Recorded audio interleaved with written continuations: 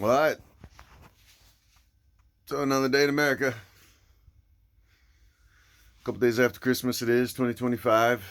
United States of America, the land of uncertainty and land of ignorance, and it's running rampant. You know, a senile old man who used to be a game show host, and prior to that was a tabloid celebrity, is currently the president of the United States of America. Even though the first time he was president, he abused his power, and even though since being the president the first time, he's become a convicted felon. And the jury of his peers said, yes, he did rape a woman. That's happened since then. But yeah, even prior to being the president, what he was famous for was being a game show host. And prior to that, he was famous for being a tabloid celebrity. He was the most famous con man. Yeah. It's amazing to me that all these years later, he was still able to get away with it, and on the highest levels, no less. You know, it's one thing for people to buy into Trump University. You know, people pay a bunch of money to Trump University thinking they're going to get some certificate that's going to, lead to a rewarding career. God bless them. I think that was a thing going on like while I was in college, or maybe after. I forget when the timing of Trump University was, but I just remember thinking, why would you think he can give you any kind of wisdom? Donald John Trump. So he was born wealthy. So here's the advice he can give you. Step one, take several $1 million out of your trust fund.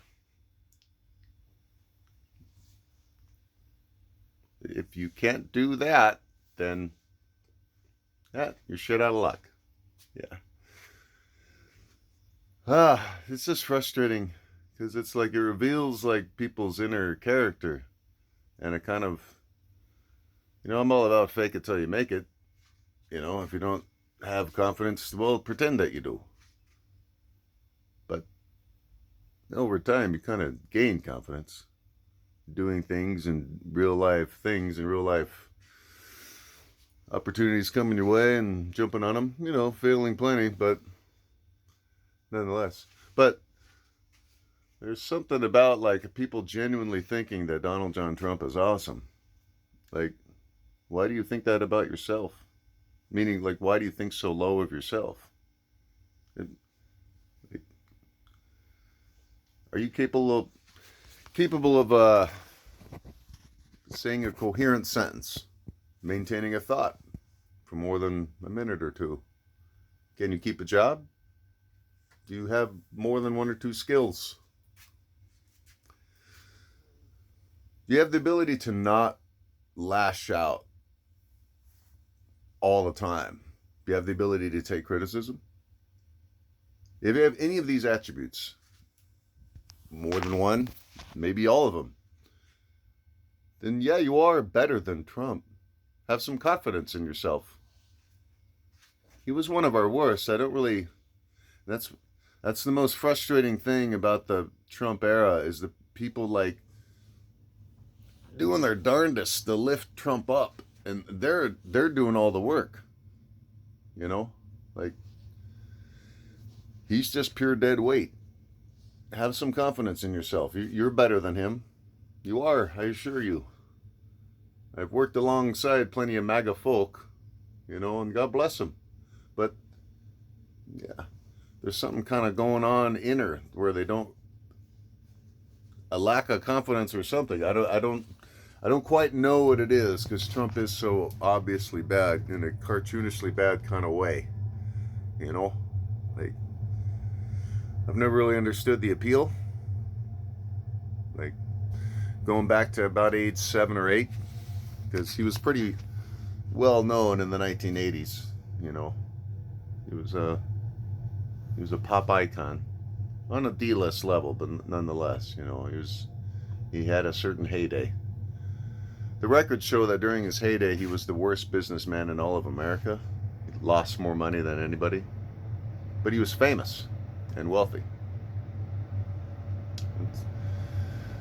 It really is just all it is. All he is, truly. He's just a guy that was born wealthy, that wanted to be famous, but didn't really have much to say except shit to say about people he didn't like, and a lot of bravado and arrogance, claiming he was the best at everything. Even though some of the things he claimed to be the best at, he was actually the worst. Literally the worst. Last place in all of America. Lost more money than anybody. And again, this is during the era where he was claiming to be the most awesomest businessman in all of America. But he becomes a game show host. That show becomes a big hit. That's the thing. That's how that guy became president. He became the host of a television show. He doesn't become the host of that show. He just kind of fades from memory like other sort of, con artist types that our country has produced over the years. There's been many. Trump's just a very particular type that, because of the wealth he was born into, he just always had a certain way to transfer ownership of one thing to another, to be able to position himself, keep himself aloft as far as affluence, to give off the appearance of success. But it's all just a mirage.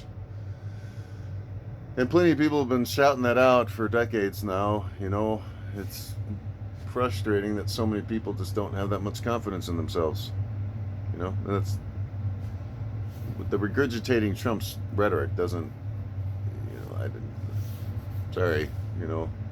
it's got to change in the subject. Have some confidence in yourself. Stop blaming your problems on immigrants, for one.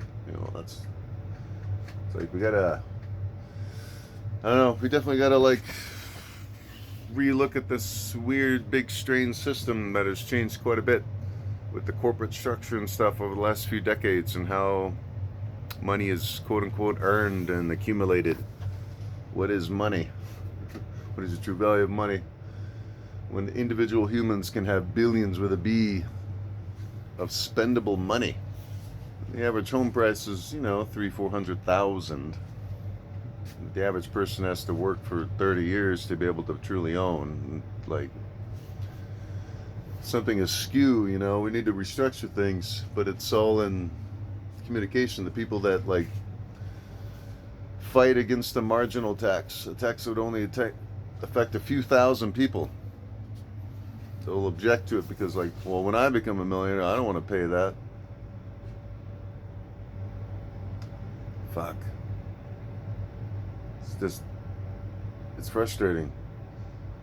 If you want to go out and earn big millions of dollars, go ahead, go do it. And as you're doing it, just consult a CPA so they have your shit in order, so that when your tax bill comes, you just pay it and you don't really give a fuck, because you're a fucking millionaire.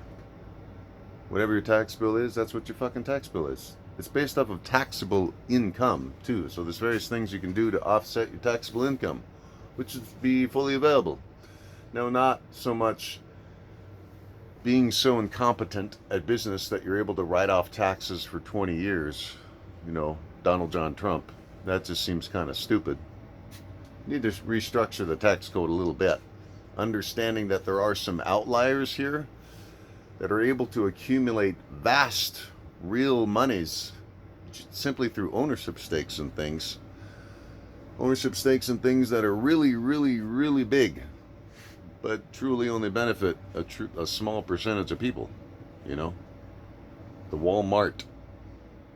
Its main beneficiaries, the descendant of Sam Walton, the founder of Walmart. There's got to be a way to tax things so when an entity gets that big, it's not forced is the wrong word, but it's going to need to restructure a little bit. Maybe get a little more regional focused or something. Maybe not have the ability to pay one CEO $20 million a year, and thus the talent that they are able to attract is different. Maybe with a different mindset. If they can only pay the person $5 million, if you pay the person $20 million, it's a certain type of talent that you're drawing say for the CEO of ExxonMobil, you're only paying the that person $1 million a year, then probably not going to be as willing to do certain things for the company. But that's the talent that you're getting. And you pay them an exorbitant amount of money. The CEO of a big, massive corporation that's going to do anything to make sure that the corporation earns more profit.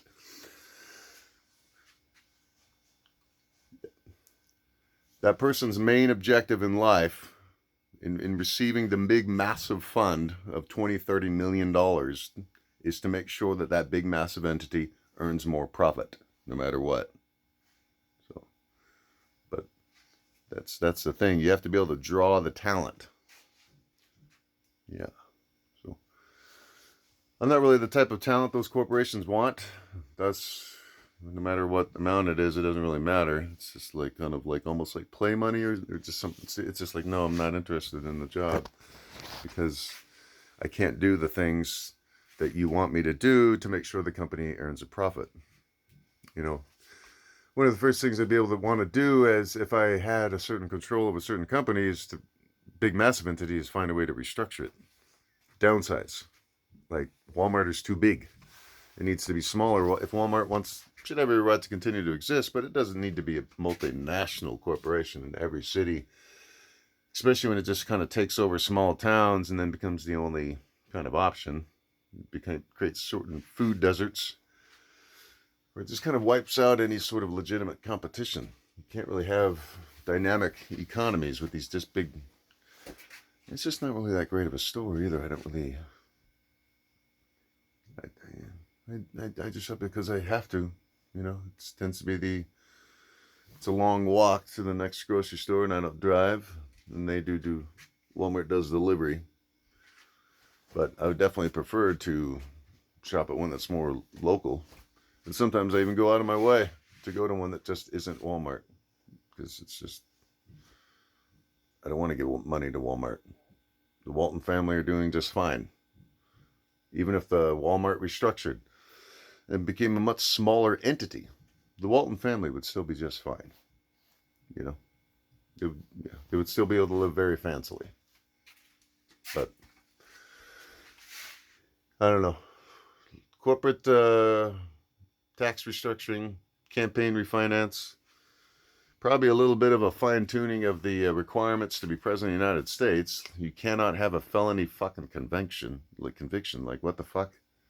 We have a convicted felon as the president right now. That's just so stupid and embarrassing. It's just, is it real? There's still a certain percentage of my brain that just doesn't even accept that Donald John Trump is the president. I was into the show Sliders as a kid. Is this a parallel universe? I'm only half joking. Like, Donald Trump is cartoonishly bad. I don't, like, why does it need to be explained? But I have had, you know, plenty of real life interactions with real life humans that praise and adore the man. I was at Donald John Trump's presidential rally in Spokane, Washington, but that only further kind of, man, that was a surreal day to actually be behind the scenes in a certain respect of a Trump rally, to actually see the actual line of folk eagerly waiting to hear Donald Trump speak. Like, it was very deflating. And I'll never forget the direct quote of one of the eager MAGA folk waiting in line who saw there was a protester just by himself with some signs draped around, just kind of a bunch of facts about Trump, you know, the bankruptcies and the fraud and scandals and stuff. And the protester was trying to engage, and one of the MAGA folk waiting in line, he was twiddling on his phone. And he looked up at the guy and he said, "We don't care, dude. We don't care." And then he went back to twiddling on his phone. So, there you go. That's part of the element. A certain, but that kind of gets to kind of the beginning of what I said. It's kind of like a lack of confidence or a bravado. That's part of the why people think Trump's good, is their own sort of lack of confidence. But that guy saying he didn't care, actually saying it out loud, And then kind of just reading the body language of the MAGA folk around him, that some of them that felt kind of like, oh, are we supposed to kind of like go along with that? Some of the kind of an awkward clap, kind of an awkward, like, are we supposed to be all together on that statement? We don't care, dude. We don't care. You know, that guy was making a statement on behalf of the whole MAGA crowd, and they all kind of, sort of in their body language, kind of reluctantly went with it. This is the team they've decided to be on, Team Trump. So, one of their participants said that they don't care about any of the kind of stuff about them that's bad. That's who they are. I don't really truly believe that. They don't care. It's just they got lulled to sleep or something, And some of them were even lulled to sleep while they were at the rally. To even see the people that were adorned with MAGA paraphernalia, like slowly streaming out. Still smiles on their faces, and nonetheless, while Trump was still talking, to a half-empty auditorium that max capacity was 2,000. So it was at about 800 folk at max. All selling concessions to the MAGA folk in the back there, and just kind of breathing in the surrealness of it. The whole day was just weird. It's just etched in my mind now, because I actually was in the same space as the man. Became aware of him at such a young age, and just kind of knew innately bad, Had an instant kind of mistrust of him. And then when I was 9, Mr. Trump was on TV demanding that 5 teenagers be executed. And that really kind of locked in my brain. When you're 9 years old and you see a powerful white man demanding that 5 teenagers be executed, it certainly kind of sticks with you. When decades go by and he never apologizes for it, it further kind of solidifies in my mind who he is. And then so for me, I was kind of a non-starter from about age 7 or 8 on, with Donald Trump kind of a no-go. That just further solidified over the decades. Like an absolute no. I'm more into the teachings of Jesus kind of thing. I'm no straight-edge saint or anything. That's why this era is like almost like more. It's like this extra level of annoyance is that, like, I don't really want to be, I don't know, like, yeah, there's plenty of like church going folk that should be doing the like, hey, message of Jesus thing, But yeah, that's the problem, is that like many of the church going folk are the Trump people. And it's like, whoa, no, he's the other guy. Like, that's frustrating. I mean, I get that he doesn't have 666 tattooed on his forehead, or a swastika like Charles Manson did, or a pitchfork and horns or something like that, some like real obvious costume. But and I don't mean like the as in singular, but like he is, an opposite of Jesus. Donald Trump is. But no duh. So that's the thing. It's kind of like, lines are drawn. And sometimes when you're out in public, those folks kind of openly declare themselves. And so it's like, okay, man, God bless you. I'm going to breathe and just kind of move away from you. Understanding that there's a wide varieties of ways to interpret the Trump message as an adherer of it or something. None of it's really good for someone that's not an adherer of the Trump message. So, because he's a condoner of violence and racism and ignorance and small-mindedness and like, yeah. So, I mean, just the other day I had a person that's very pro-MAGA that was kind of, it's like, it's kind of jarring on the mind when someone just kind of like spouts out some of the Trump style rhetoric that's just full of hate and contempt for other people that are different than them. And I don't understand it. You know, like there's many people that I get kind of confused with and like maybe have a harder time connecting with and whatever, but like the contempt that the Trump administration has for humanity is just, ugh, you know, like Stephen Miller. I actually heard that guy talk live. What a, yeah. His direct quote was, "Are you tired of losing your job because of an open border?"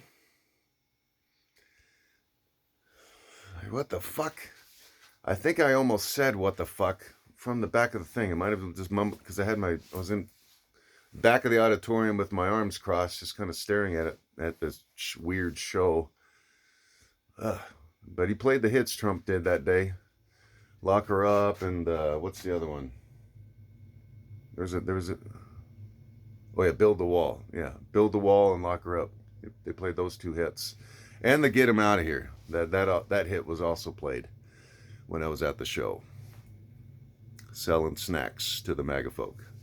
The Get Him Out of Here thing, where he would point at a protester, and then people would yell Trump, Trump, Trump, Trump, and then that protester would be escorted out of the building. Who the protester is, what they did, what they said, who knows, who cares? But that part of the show I got to witness. So it was, yeah. It sucks that like so many days of our lives, like this so have been more of that. One day I got to experience back in 2016, the Trump, this surreal, ignorant, just a contempt for life the Trump administration has, a contempt for humanity and the diversity of it. You know, they don't like people that are different than them, and beyond just not liking, they want to almost suffocate them and beat them up. But ICE roams around just indiscriminately beating up brown-skinned people and the people who try to stop them from doing that. And they believe they have some sort of legal immunity to do that. But I just hope and pray like karma comes like soon or something, you know. But if maybe like that's what this era is or something, like too much sort of ignorance, too much kind of like not really paying attention, abundance of information but abundance of misinformation and stuff. And so that this is what we're rewarded with. Trump like 2.0, where it's like he should just be fired like today, if not today, tomorrow, but every day there should be just a steady drumbeat to have the guy fired from his job. That's it. That's what the president is, just a job. And when you vote for Trump, you do vote for two candidates that the other guy takes the presidential spot, and it's like that is worrisome that those guys would become president and vice president, J.D. Vance and Mike Johnson. But yeah, we have to take responsibility for our actions, you know. Like Donald Trump needs to be fired, and that means that unless J.D. Vance engaged in some sort of treasonous activity, which he may have or something, you know, that maybe he gets impeached too. If we have to have kind of a rotating wheel for a bit, then so be it. We have a machinery to fire the president from his job. That maximum, if he gets reelected, is 8 years total, you know. So Trump is, regardless, this is his last term either way. He's done. 100%. Like, but he shouldn't be allowed to complete his term. He should be fired. You know, he's a senile old man that is also a convicted felon, and the walls are closing in on him. It seemed like they're closing fast, but like the various protective layers that he has around him, they're doing their darndest to kind of screen out stuff and to try to filter out as much as they can of just the enormity of shit that Trump's in, that we should have known all along. Like this Epstein thing, like How did he convince 77 million people to vote for him? Yeah, like one of my old buddies from high school engaged with me and he talked with me, initiated conversation on Facebook, and his excuse was to talk shit about Kamala Harris. It's just like, as to why he voted Trump. Like, I don't. How is that an excuse? Like, what do you stand for? What are your values as a human? What's important to you as a human? And then they'll just talk shit about Democrats and wokeness is dumb. So that's what's important to you. Talking shit about other people. Like, bah! It's a frustrating time, but I hope it starts improving. Just the sheer absurdity and just how shitty it's getting. Maybe that'll wake people up, but I think some people are just yearning for it to get even shittier before they speak up and vote accordingly and stuff. I don't know. But yeah. Trump get fired. His various lackeys face some sort of accountability. Hegsworth, what the fuck? The Department of Defense. We changed it to Department of War, and then just started engaging in war activities against random humans in boats in the Caribbean. Whether they're drug traffickers or not, that doesn't give you legal authority to just execute them. You dumb fuck. Like, that guy's got to face criminal consequences. He can't just be court-martialed. Like, he just authorized randomly to execute people because he thought they were drug. Even his justification is completely invalid. Whether they're drug traffickers or not, you don't just get to execute them. Like, the only legitimate reason to fire on that boat is it's carrying an atomic weapon that's going directly towards the United States. But if you blow it up, does it blow up a nuclear weapon? Well, it's a boat with a weapon on it or something. Yeah, but those drug trafficking boats or whatever suspected, they weren't even on their way to the United States. And again, whether they had drugs on them or not, you got to be arrested and charged with a crime. That's how our laws work. The Department of Defense guy, he doesn't seem to understand that, but he also thinks that he won't be held accountable for his actions for authorizing murder.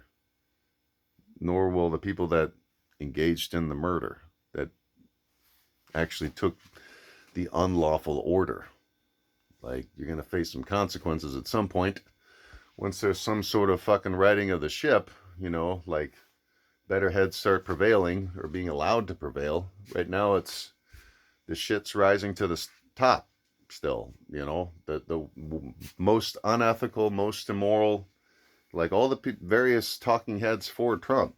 You have to be morally and ethically just almost bankrupt. You have to have almost no kind of, I don't even know what their center is. Like, you have to defend things that there's just clear-cut evidence contradicting everything you're saying. And yet they'll go out on TV nonetheless and do it. Their dear leader is Donald John Trump, so they're going to fall on the sword for the guy. Even as it's just, frustrating. So, I'm going to breathe in the day. Each day's a new day. Today looks nice and sunny out, middle of December. Cold, brisk, but going to get out, get some exercise, get the blood flowing. And, yeah. It will get better. Onward and upward. Peace and quickly. Amen.